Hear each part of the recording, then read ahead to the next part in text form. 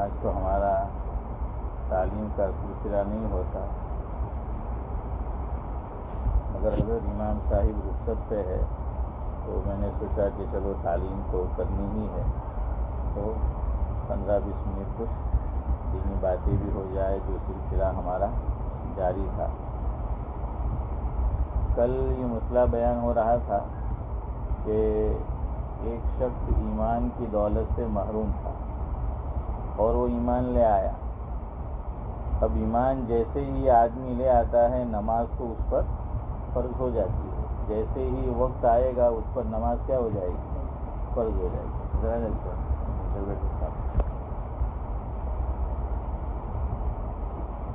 اب یہ بات ہم سب جانتے ہیں کہ ایک آدمی صنم صنم کہہ رہا تھا، اور جیسے ہی سمجھ کہتا ہے یعنی ایمان میں داخل ہوتا ہے تو اس کے گناہ کیا ہو جاتے ہیں؟ معاف ہو جاتے ہیں۔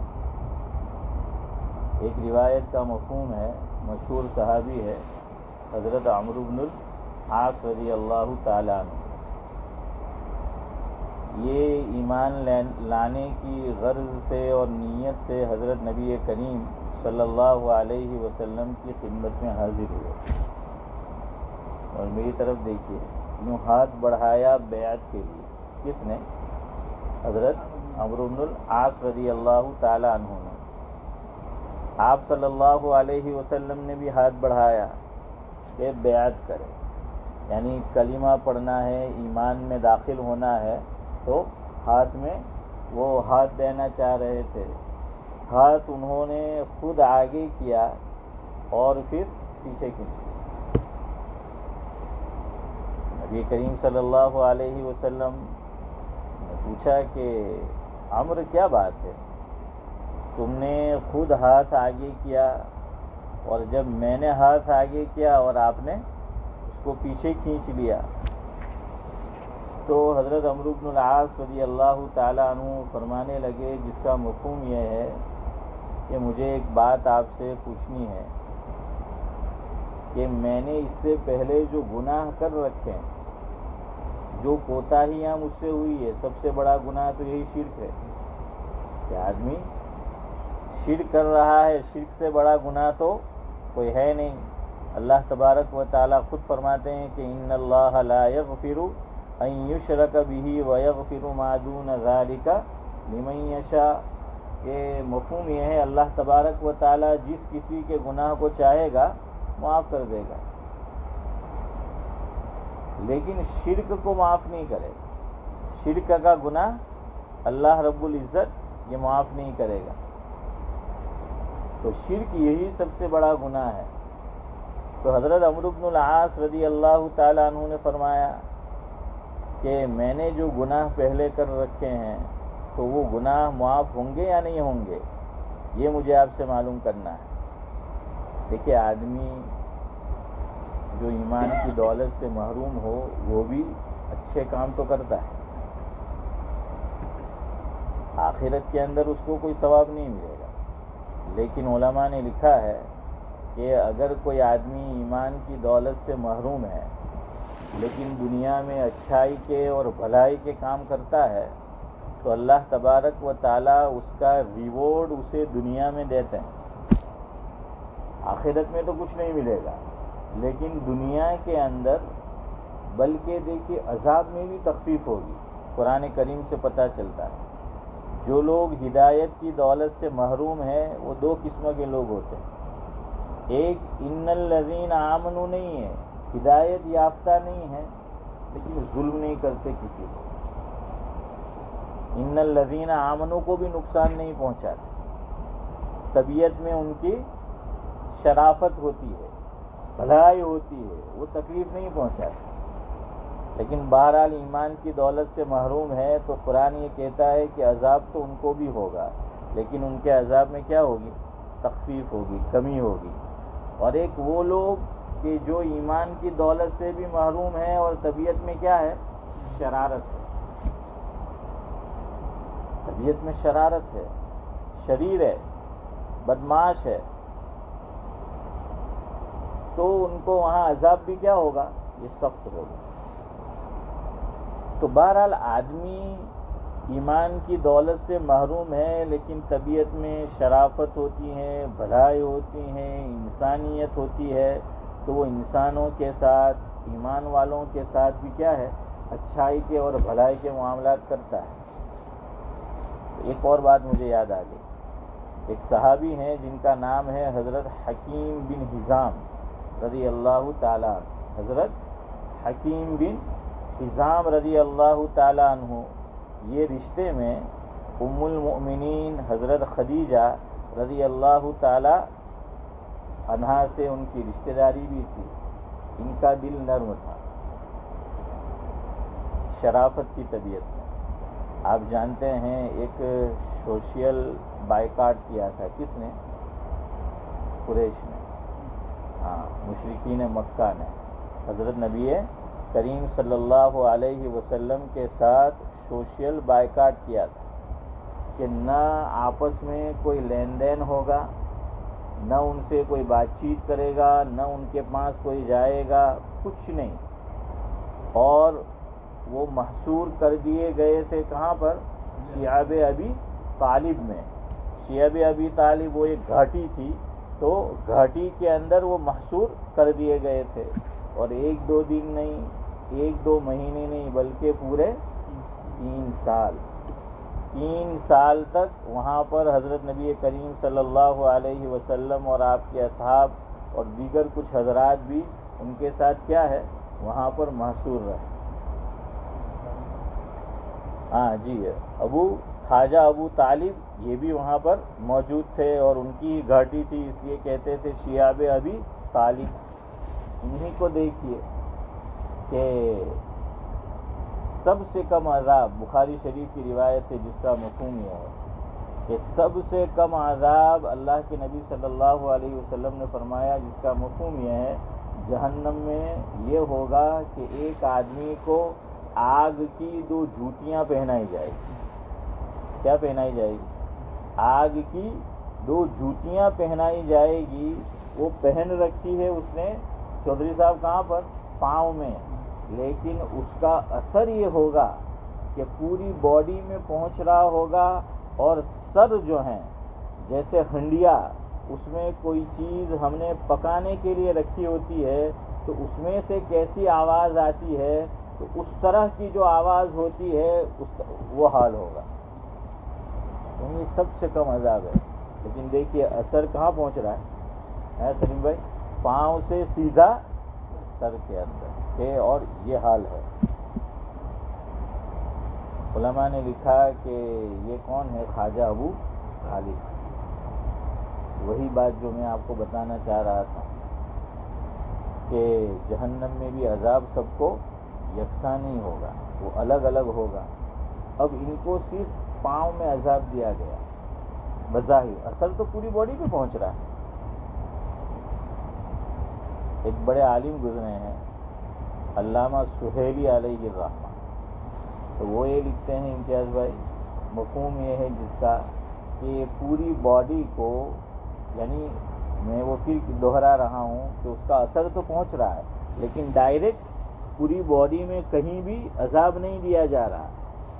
اس کی وجہ کیا ہے؟ جو خواجہ ابو طالب کو فرمایا کہ اس وجہ سے کہ خواجہ ابو طالب کی پوری باڈی، پورا جسم یہ آپ صلی اللہ علیہ وسلم کے سپورٹ میں رہا۔ ہر موقع پر خواجہ ابو طالب نے کیا کیا ہے؟ حضرت نبی کریم صلی اللہ علیہ وسلم کا سپورٹ کیا۔ آپ صلی اللہ علیہ وسلم کے 3 بظاہر اسباب کی دنیا میں، ویسے تو اللہ تعالیٰ ہے، اسباب کی دنیا میں 3 حضرت نبی کریم صلی اللہ علیہ وسلم کے بہت بڑے سپورٹر، 3 آدمی۔ ایک ان کی زوجہ حضرت خدیجہ رضی اللہ تعالیٰ، سب کچھ نشاور کر دیا، بڑی مالدار خاتون تھی، بزنس مین خاتون تھی۔ آپ صلی اللہ علیہ وسلم خود گئے ہیں ان کے بزنس کے لیے ملک شام، اور وہی چیز بظاہر سبب بنی ہے نکاح کا۔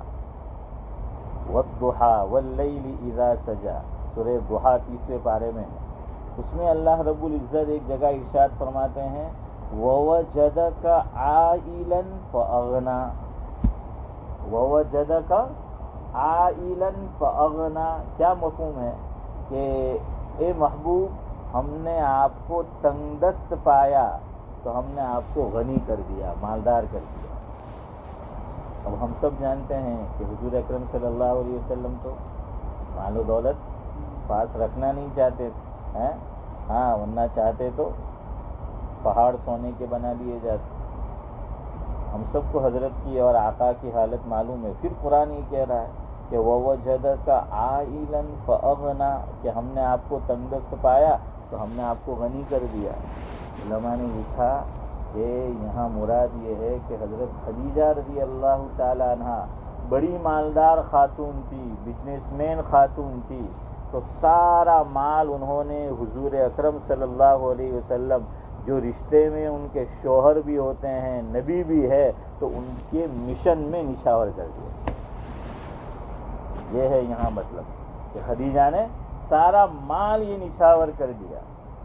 اس سے ایک بات یہ معلوم ہوئی کہ میاں بیوی میں، ہسبینڈ اینڈ وائف میں آپس میں محبت ہو تو پھر مال کی وجہ سے جھگڑا نہیں ہوتا۔ آج کیا حالت ہے فاروق بھائی؟ ہے جہاں جہاں لڑائی ہے زیادہ تر سبب یہی روپیہ پیسہ۔ تو اس سے ایک نتیجہ آتا ہے، رحمان صاحب یہ نکال سکتے ہیں کہ جیسی محبت ہونی چاہیے دونوں میں آپس میں ہے نہیں، ہاں دونوں میں جس طرح کا تعلق ہونا چاہیے وہ نہیں ہے۔ حضرت خدیجہ رضی اللہ تعالیٰ عنہ نے ساری جائیداد، سارا مال و دولت، اسباب حضرت نبی کریم صلی اللہ علیہ وسلم کے مشن کے لیے وقف کر دیا، لٹا دیا، خرچ کر دیا۔ دوسرے حضرت صدیق اکبر رضی اللہ تعالیٰ کہ انہوں نے بھی، وہ بھی تاجر تھے، وہ بھی کیا تھے؟ تاجر تھے۔ انہوں نے بھی جو کچھ اللہ تبارک و تعالیٰ نے ظاہر میں مال و دولت دے رکھا تھا وہ حضور کے مشن کے لیے کیا کر دیا؟ وقف کر دیا۔ اسی لیے وہ حدیث کا مفہوم آپ کو معلوم ہے، اللہ کے نبی صلی اللہ علیہ وسلم نے فرمایا کہ میں نے اس عالم اسباب میں، یہ میرے جملے سمجھانے کے لیے، کہ میں نے اس عالم اسباب میں جن جن لوگوں نے مجھ پر احسان کیا تھا سارے لوگوں کے احسانات کا بدلہ میں نے چکا دیا ہے، سوائے عبدالرؤف بھائی ایک شخص کے، اور وہ ہے صدیق اکبر رضی اللہ، اور فرمایا کہ اس کا بدلہ ان کو اللہ ہی دے گا۔ اب دیکھیے بدلہ کیا ملے گا آخرت۔ جنت کے کتنے دروازے ہیں بھائی اکرم؟ کتنے دروازے ہیں؟ 8 دروازے ہیں نا، اور ہماری مسجد کے کتنے ہیں؟ حیدرآباد کے 4 مینار ہیں، تو 4 میں سے آؤ انشاءاللہ اللہ بائی 1 گیٹ 1 فری دے دے گا، تو 4 کے بدلے 8 ملیں گے وہاں پر انشاءاللہ۔ تو جنت کے کتنے دروازے ہیں؟ 8 دروازے ہیں۔ حضور نے فرمایا مفہوم یہ ہے، ایک جنتی ایسا بھی ہے کہ جنت کا ہر دروازہ وہاں پہ داروغہ یہ پکار رہا ہوگا اور یہ کہے گا کہ حضرت آپ میرے دروازے سے داخل ہو۔ پوچھا گیا، حضرت عائشہ رضی اللہ تعالیٰ عنہ نے پوچھا کہ حضرت وہ کون شخصیت ہے؟ فرمایا تیرے والد۔ کون ہے؟ تیرے والد صدیق اکبر رضی اللہ تعالیٰ عنہ کے سب کچھ آقا پر انہوں نے نچھاور کر دیا تھا۔ اسی لیے شاعر مشرق علامہ اقبال علیہ الرحمہ نے بڑی پیاری بات کہی ہے کہ پروانے کو چراغ ہے بلبل کو پھول بس، پروانے کو چراغ ہے بلبل کو پھول بس، صدیق کے لیے ہے خدا کا رسول بس۔ ہاں صدیق کے لیے ہے خدا کا رسول بس۔ تو دوسری یہ شخصیت، اور ایک حدیث میں حضور نے یہ بھی فرمایا جس کا مفہوم یہ ہے کہ اگر میں کسی کو اپنا محبوب بناتا تو کس کو بناتا؟ بالفرض صدیق اکبر کو، لیکن دل میں محبت ہے تو اللہ تعالیٰ کی۔ اب جگہ نہیں بچی ہے، جگہ خالی نہیں ہے، ورنہ اگر میں یہاں کسی کو بناتا تو صدیق کو جو ہے وہ میں بناتا۔ بہرحال تیسری شخصیت یہی خواجہ ابو طالب، ہر موقع پر ساتھ دیا، اور خواجہ ابو طالب کا مکہ مکرمہ کے اندر ایک اسٹیٹس تھا، ایک مقام تھا، وقار تھا، عزت تھی، احترام تھا، عظمت تھی، تکریم تھی، تو اس وجہ سے بھی ڈائریکٹ مشرکین مکہ کی ہمت نہیں ہوتی تھی کہ آقا کو حضرت نبی کریم صلی اللہ علیہ وسلم کو کیا پہنچائے، تکلیف پہنچائے. اس لیے کہ حضور نے ہجرت نہیں کی جب تک خواجہ ابو طالب رہے. ہجرت کب ہوئی ہے؟ بعد میں ہوئی ہے. اسی لیے اب دیکھیں ہوا بھی تو ایک ساتھ ہوا. حضرت خدیجہ رضی اللہ تعالیٰ عنہ بھی دنیا سے چل بسی. اس وقت سن 10 نبوی تھا. یاد رکھیے 2 تاریخ ہے، آپ کو سیرت میں 2 تاریخ ملے گی. حضور اکرم صلی اللہ علیہ وسلم کی پیدائش سے پہلے مشرکین مکہ جو تاریخ استعمال کرتے تھے، جیسے ہم عیسوی تاریخ استعمال کرتے ہیں اور ہجری بھی، دونوں ہم کرتے ہیں. ہماری ہجری تاریخ ہے، عیسوی تاریخ بھی.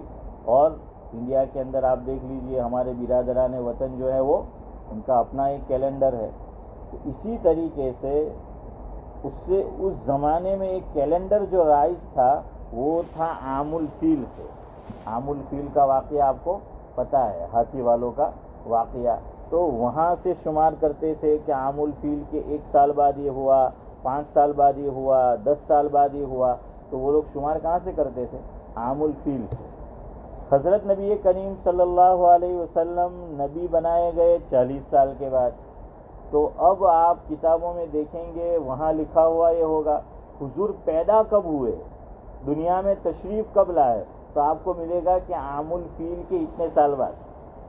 لیکن جب آقا نبی بنائے گئے تو اب مسلمانوں نے شمار کرنا شروع کیا کہ سن 1 نبوی، سن 2 نبوی، سن 3 نبوی، یعنی آپ صلی اللہ علیہ وسلم نبی بنائے گئے اس کے اتنے سالوں بعد. تو سن 10 نبوی میں حضرت خدیجہ رضی اللہ تعالی عنہا بھی اس دنیا سے چل بسی اور خواجہ ابو طالب کا بھی کیا ہو گیا، انتقال ہو گیا. حضور اکرم صلی اللہ علیہ وسلم نے اس سال کو نام دیا عام الحزن. کیا دیا گیا؟ غم کا سال. تو آپ کو مجھے بتانا یہ ہے کہ بڑا سپورٹ تھا ظاہری اعتبار سے آپ صلی اللہ علیہ وسلم کے لیے کون؟ خواجہ ابو طالب کی شخصیت. تو ہر موقع پر ساتھ دیا. یہ گھاٹی میں بھی رہے. پاؤں کے اندر آگ کی جوتیاں کیوں پہنائی گئی یہ بتانا آپ کو. علامہ سہیلی علیہ الرحمہ نے یہ لکھا، اس کی وجہ یہ ہے کہ پوری باڈی یہ تو آپ صلی اللہ علیہ وسلم کی حمایت میں تھی، آپ کے سپورٹ میں تھی، لیکن پاؤں راہ ہدایت سے بھٹکے ہوئے. اللہ اکبر ہیں، کیا نتیجہ نکالا ہے، کیا بات لکھی ہے. ہمارے یہاں بولتے ہیں نا کہ فلاں کے پاؤں کیا ہے، راہ راست پر نہیں ہے. آدمی سیدھے ہاتھ پر سیدھی راہ نہیں چلتا تو بولتے ہیں کہ پاؤں سیدھے راستے پر نہیں ہے. اور کوئی واقعہ جو نہیں پیش آنا چاہیے آ جاتا ہے تو کہتے ہیں کہ اس میں فلاں کا ہاتھ ہے. عبدالرؤف ایسا ہی ہے نا کہ بولا جاتا ہے کہ فلاں ملک کا ہاتھ ہے تو اس میں ہاتھ ہے، اور آدمی راہ ہدایت سے بھٹکا ہوا ہو، راہ ہدایت پر وہ گامزن نہ ہو تو فاروق بھائی کیا بولا جاتا ہے کہ پاؤں وہاں پر نہیں ہے، وہ بھٹکے ہوئے ہے. تو پاؤں راہ ہدایت پر نہیں تھے، اس لیے اس کو کیا دیا گیا، عذاب نہیں دیا گیا. اسی طرح ابو لہب رشتے میں حضرت نبی کریم صلی اللہ علیہ وسلم کے کیا ہوتے تھے، چچا ہوتے. کیا ہوتے تھے؟ چچا ہوتے. حضرت کے والد کا تو انتقال ہو گیا تھا. حضرت کہاں تھے؟ ماں کے پیٹ مبارک میں تھے. ابو لہب کی ایک مالی تھی جن کا نام لکھا ہے ثویبہ. ثویبہ، سا الف با تا سا پر پیش واو پر زبر. ثویبہ وہ آئی جب نبی کریم صلی اللہ علیہ وسلم دنیا میں تشریف لائے، پیدا ہوئے، اور آ کر اس نے خوشخبری دی اپنے آقا کو. یہ لونڈی تھی، یہ باندھی تھی کس کی؟ ابو لہب کی. آ کر خوشخبری دی کہ آپ کی جو بھابھی ہے، آپ کے بھائی کے یہاں بچہ پیدا ہوا ہے، یعنی آپ کے یہاں بھتیجا آیا ہے. تو آپ میری طرف دیکھیے، آپ کو ایک چیز اشارے سے بتانی ہے. اس نے دور سے آ کر بتایا کہ گڈ نیوز ہے، خوشخبری ہے. تو ابو لہب نے جب سنا نے ادھر دیکھو یوں کیا، کیا مطلب اس کا؟ آزاد ہے. کیا مطلب اس کا؟ آزاد ہے. یہ آپ کو دیکھنے کو ملے گا انڈیا کے پولیس اسٹیشن ہیں. ہاں، کہ یہ اشارہ سمجھ جانے کا کہ وہ حوالدار آیا اور کچھ بولتا ہے تو وہ یہاں پی ایس آئی یا ڈی ایس پی یا جو بھی آپ بولے وہاں جو بیٹھا ہوا ہوتا ہے پی ایس ہے تو وہ کیا کرتا ہے، بعض مرتبہ زبان سے نہیں بولتا، یوں کرتا ہے، یعنی کیا کر دو، پرندے کو آزاد کر دو، پرندے کو قید خانے سے آزاد کر دو. تو ابو لہب نے خوشی منائی حضرت نبی کریم صلی اللہ علیہ وسلم کے دنیا میں تشریف لانے پر، تشریف آوری پر. تو کتابوں میں لکھا ہے کہ یہ پیر کا دن تھا، ہر پیر کو ابو لہب کے عذاب میں تخفیف ہے. تو بہرحال میں یہ کہہ رہا تھا کہ یہ کچھ اپواد ہے، وہاں کچھ تخفیف ہوگی، ورنہ اگر کوئی ہدایت کی دولت سے محروم ہے اور بھلائی کے کام کرتا ہے خیر کے، تو آخرت میں کوئی ریوارڈ نہیں ملے گا. اب ان کو جو ملا وہ اس لیے کہ آقا نے بتایا، تو ہر چیز میں استثناء ہوتی ہے، باقی عام قاعدہ یہی ہے. لیکن بہرحال کچھ استثناء کچھ چیزوں کا، کچھ شخصیات کا کیا گیا ہے، تو ان میں یہ ہے. تو حضرت حکیم بن ہزام رضی اللہ تعالی عنہ جب شیاب ابی طالب میں آقا اور دیگر حضرات وہاں پر محصور تھے، یہ کیا کرتے تھے، اونٹ کے اوپر ساز و سامان لاتے تھے اور جس گھاٹی میں آقا تھے تو اونٹ کو چلا دیتے تھے اس طرف. یہ جانور چلتا رہتا ہے، وہ چلتا رہتا ہے، کیونکہ ڈائریکٹ تو مدد پہنچا نہیں سکتے، سوشل بائیکاٹ کیا گیا تھا. اگر وہ پتہ چل جاتا تو ان کے ساتھ بھی بائیکاٹ ہوتا. تو اس لیے وہ کیا کرتے تھے کہ کوئی دیکھے نہیں، اس طریقے سے ہاں وہ بھیج دیتے تھے، ہے نا، اس طریقے سے وہ بھیج دیتے تھے. تو بہرحال ہمارے یہاں بھی خاندانوں میں بعض مرتبہ لڑائی ہوتی ہے، شوہر کہتا ہے کہ خبردار بازو میں کھاؤں موکل دیتے ہیں، لیکن آپس میں وہ بیویوں کی بنتی ہیں، یا ماں باپ ایک لڑکے کے ساتھ رہتے ہیں، دوسرا لڑکا پڑوس میں رہتا ہے اور دونوں بھائیوں کی بنتی نہیں ہے. امی جان نے وہ کھانا پکایا ہے کہ جو پڑوس میں لڑکا رہتا ہے اس کو بڑا پسند ہے. اب اس کو پتہ چلے گا تو یہ چلائے گا، غصہ کرے گا. تو مائیں کیا کرتی ہے، چپ چاپ کھانا وہ بھیج دیتی ہے کہ وہ پتہ نہ چلے. تو اسی طرح حضرت حکیم بن ہزام رضی اللہ تعالیٰ عنہ یہ معاملہ کرتے تھے. یہ اسلام لائے آئے تو حضور سے سوال کیا کہ حضرت میں اسلام تو لا رہا ہوں، اسلام میں داخل ہو رہا ہوں، یہ تو بتائیے میں نے جو نیکی کے اور بھلائی کے کام کیے ہیں مجھے اس کا بدلہ ملے گا کہ نہیں؟ حضور نے جواب میں فرمایا مفہوم یہ ہے کہ تو جو بھلائی کے کام جب ہدایت پر نہیں تھا کرتا رہا، اللہ نے اسی کی برکت سے تجھے ہدایت دی. تیری ہدایت کا سبب کیا چیز بن رہی ہے؟ وہی تیری اچھائیاں اور بھلائیاں کہ تو جو کرتا رہا اسی کی بدولت یہ تجھے ایمان کی مایا، ایمان کا سرمایہ، ایمان کی متاع، ایمان کی دولت یہ تجھے مل رہی ہے. بہرحال میں یہ بتا رہا تھا، انہوں نے ہاتھ کھینچ لیا حضرت عمرو بن العاص رضی اللہ تعالیٰ عنہ. حضرت یہ تو مجھے بتائیے کہ میں نے جو گناہ کر رکھے ہیں، نہ کرنے کے کام کر رکھے ہیں، میں ایمان لاؤں، اسلام میں داخل ہو جاؤں تو اس کے بعد اس کا کیا ہوگا؟ اس موقع پر اللہ کے نبی صلی اللہ علیہ وسلم نے ان کے عزبہ یہ فرمایا کہ اے عمرو تجھے پتہ نہیں ہے، الاسلام یہدم ما کان قبلہ او کما قال علیہ الصلاۃ والسلام، کہ آدمی ہدایت کی دولت سے محروم ہے اور ایمان میں داخل ہوتا ہے تو اللہ تعالیٰ اس سے پہلے اس نے جو گناہ کیے ہیں سارے گناہ کو کیا کر دیتا ہے، یہ اسلام مٹا دیتا ہے، ڈیلیٹ کر دیتا ہے، وہ معاف ہو جاتے ہیں.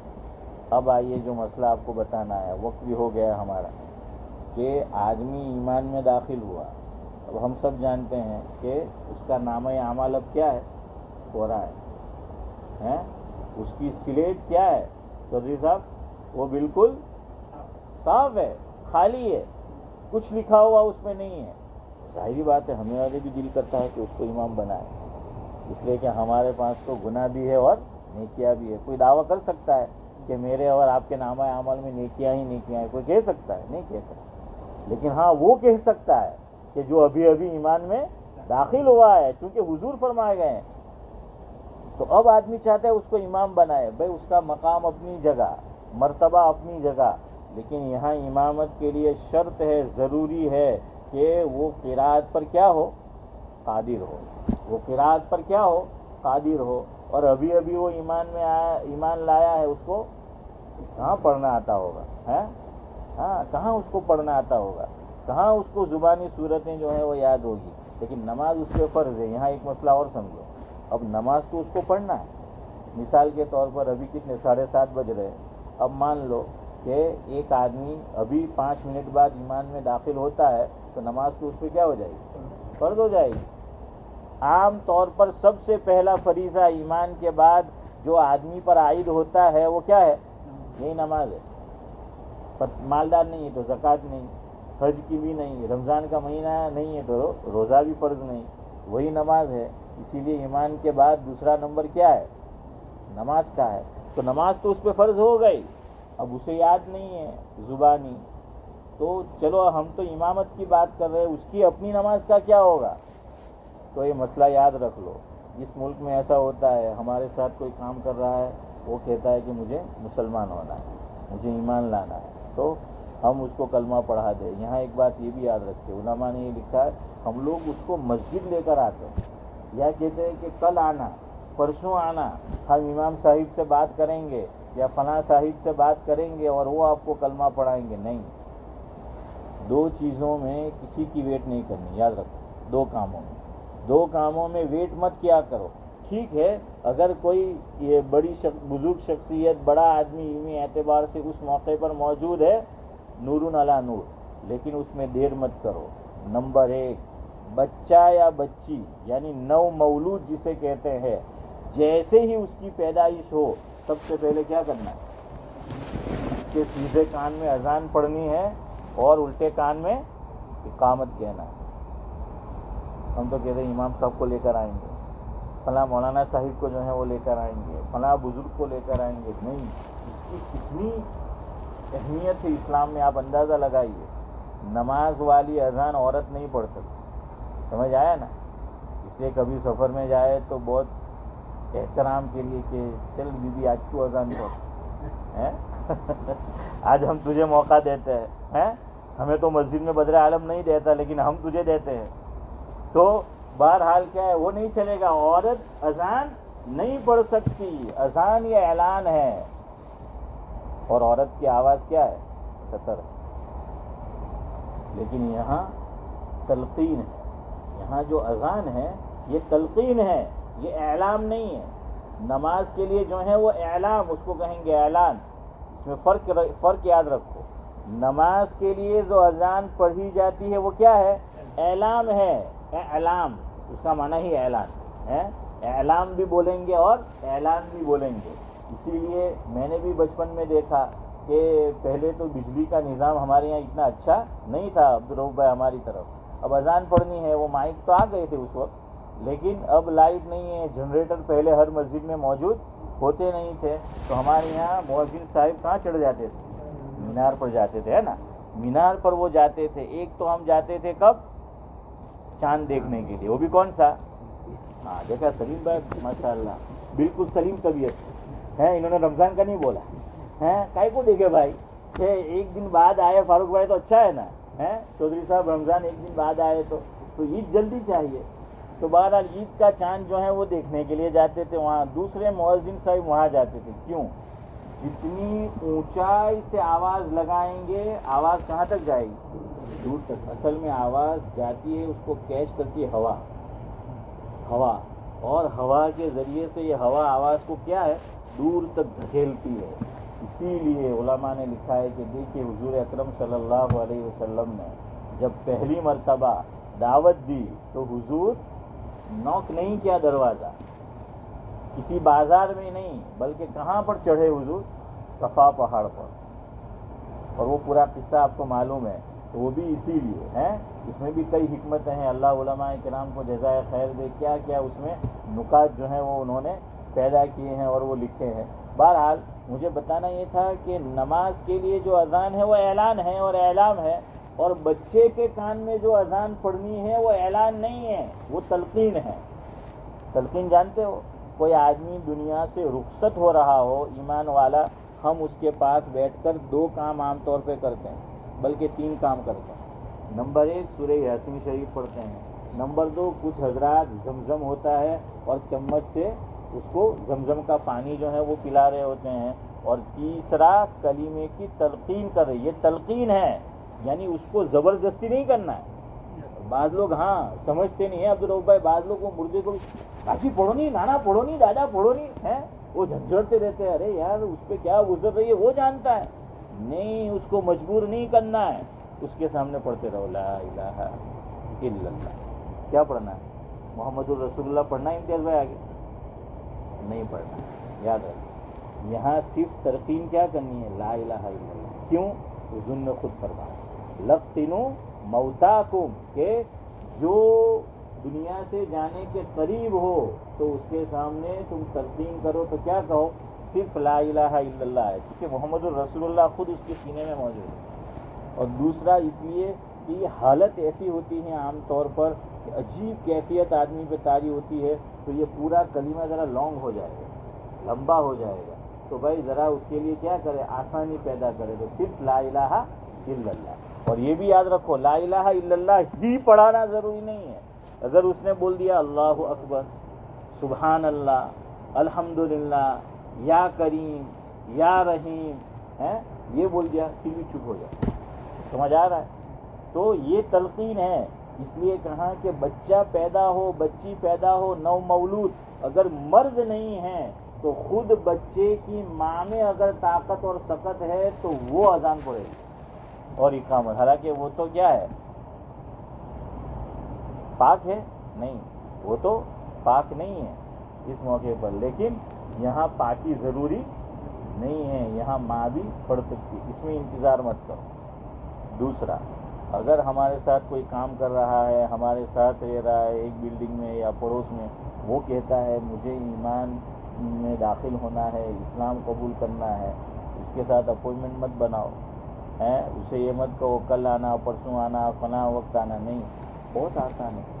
اس کو کم از کم زیادہ نہیں تو یہ پڑھا دو لا الہ الا اللہ محمد رسول اللہ، آج ہو گئے۔ زیادہ پڑھانا ہے تو دوسرا کلمہ ساتھ میں پڑھا دو، اور پھر ایمان مجمل پڑھا دو، ایمان مفصل پڑھا دو، ہو گیا۔ ورنہ صرف ہم نے یہ بھی پڑھا دیا تو وہ ایمان میں داخل ہو جائے گا۔ کیوں؟ زندگی کا کوئی بھروسہ نہیں ہے۔ ہم نے کہا کہ کل آنا، وہ فجر میں ہمیں 9 بجے کہہ رہا ہے مجھے مسلمان ہونا ہے، ہم کہتے ہیں کہ امام صاحب عصر میں آئیں گے تو آپ عصر میں آنا، تو کیا معلوم کہ زندگی باقی رہتی ہے یا نہیں رہتی، اس لیے فوراً پھر لے آؤ امام صاحب کے پاس، مولانا صاحب کے پاس کہ بھائی اب آگے جو ہے وہ کیا کرنا ہے، اس لیے کہ ختنے کے مسائل بھی آئیں گے۔ تو یاد رکھو اگر کوئی بڑی عمر کا آدمی ایمان قبول کرتا ہے تو اس کے لیے ختنہ کرانا ضروری نہیں ہے، کرا لے اچھا ہے لیکن ضروری نہیں ہے۔ کیوں؟ اس سے بہت تکلیف ہوتی ہے، نمبر 1۔ دوسرا سطر کا معاملہ، اس کا معاملہ ہے، سطر کا جو ہے وہ معاملہ ہے، اس لیے ہمیں پھر آگے کے احکام نہیں معلوم تو لے آؤ امام صاحب کے پاس، مولانا صاحب کے پاس کہ اب اس کو جو ہے وہ کیا کرنا ہے۔ تیسرا مسئلہ یہ پیش آئے گا کہ وہ ایمان لے آیا، اب اس پہ نماز فرض ہو گئی اور اس کو صورتیں یاد نہیں ہیں، اس کو پڑھتے آتا نہیں ہے۔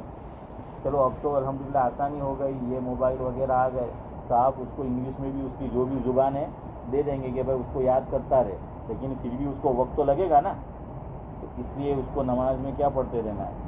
سبحان اللہ، الحمدللہ، اللہ اکبر، اس کی نماز ہو جائے۔ تو بہرحال وہی بات کہ اس کو امام نہیں بنا سکتے۔ جلدی جلدی بولو، کیوں نہیں بنا سکتے؟ ارے کل سے آپ کو سنبھل کے پرسوں سے سمجھا رہا ہوں، قرات وہ نہیں جانتا، اور اس کے پیچھے ان لوگوں کی نماز صحیح نہیں ہے جو قرات جانتے ہیں۔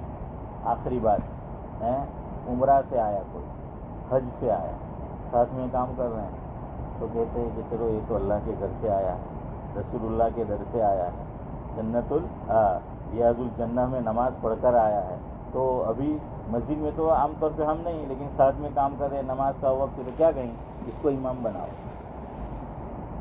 اور اس کی داڑھی نہیں ہے، شرعی داڑھی پوری اس کی نہیں ہے، اس کی تجوید بھی جو ہے وہ صحیح نہیں ہے، اور پیچھے جو حضرات کھڑے رہ کے نماز پڑھ رہے ہیں ان کی شرعی داڑھی بھی ہے، قرآن کریم بھی وہ تجوید کے ساتھ صحیح پڑھتے ہیں، اب اس کو نہیں بنانا۔ وہ ٹھیک ہے، اللہ کا گھر دیکھ کر، رسول کا در دیکھ کر آیا، وہ اپنی جگہ ہے، لیکن نماز کے مسائل کیا ہے؟ اپنی جگہ ہے۔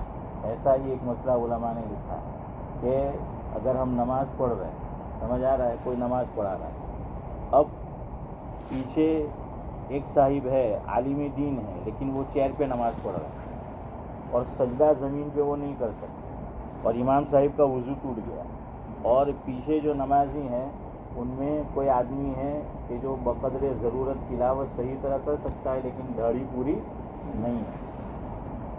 اب یہاں پر یہ ہوگا کہ اس کو آگے کریں گے، وہ امام، وہ مولانا صاحب ہے لیکن ان کو آگے نہیں کریں گے، ان کے پیچھے نماز نہیں ہوگی۔ کیوں؟ یہ بھی ایک مسئلہ یاد رکھو۔ جو آدمی سجدہ زمین پر نہیں کر سکتا وہ ان لوگوں کی امامت نہیں کرا سکتا جو لوگ سجدہ کہاں کر رہے ہیں؟ زمین پر، چاہے وہ عالم ہو، چاہے وہ بڑا بزرگ ہو۔ ہم لوگ اس کا دھیان نہیں رکھتے۔ میں آپ کو بتاتا ہوں، میرے ساتھ ہوا تھا، میں نیا نیا اس ملک میں آیا، میں لندن ہی میں ایک جگہ گیا ہوا تھا، ہمارے رشتے دار وائف کی طرف سے۔ تو امتیاز بھائی کیا ہے، وہ بچے کا ذہنی توازن ٹھیک نہیں ہے۔ ہمارے ساتھ ایک صاحب تھے، انہوں نے کہا، لیکن اس کو صورت یاد تھی، ہاں عالم دین کا وہ بیٹا ہے، صورت یاد تھی، اس نے کچھ سنا کہ اس کو امام بنا دو۔ کیا تو وہ معصوم تھے؟ میں کہہ رہا تو معصوم تھے ہیں تو ارے اس کو تھوڑی بنا سکتے، اس پہ تو نماز ہی فرض نہیں ہے، اس کا ذہنی توازن وہ ٹھیک نہیں ہے، اس پہ نماز ہی فرض نہیں ہے، تو وہ عالم بھی نہیں بن سکتا۔ یاد رکھو، بعض مرتبہ کہ بھائی حضور نے بیٹھ کے اخیری نماز پڑھائی تھی، وہ پڑھائی تھی لیکن حضور نے سجدہ کہاں کیا تھا؟ زمین پہ کیا تھا، یاد رکھنا۔ چاہے آپ لوگ جیسے زمین پہ بیٹھے ہیں، تو ایک صاحب عالم دین ہے، بڑا بزرگ ہے، کرسی پر نہیں میری طرح بیٹھا بلکہ زمین پر بیٹھا ہے، لیکن اشارے سے رکوع کرتے ہیں، وہ اشارے سے سجدہ کرتے ہیں، اب وہ امام نہیں بن سکتے۔ سمجھ آ رہا ہے؟ کس کے نہیں بن سکتے؟ جو لوگ سجدہ زمین پہ کرتے ہیں۔ پیچھے 4-5 ہے، وہ بھی سب چیئرمین ہیں تو اب یہ بھی رکوع سجدے سے نماز پڑھتا ہے اور وہ لوگ بھی کیا پڑھ رہے ہیں؟ رکوع سجدے سے، تو ان کی امامت کرا سکتا ہے؟ کرا سکتا ہے، کیونکہ سب کیا ہے، اپنا کہ بدہ ایک وہاں نہ چھابلا۔ سبحان اللہ بحمدہ، سبحانک اللہم وبحمدک۔ ہم کو 15 بولا تھا عبد الرؤف بھائی، پتہ نہیں ہم اپنے وقت پہ پہنچ گئے، فاروق بھائی کی برکت سے۔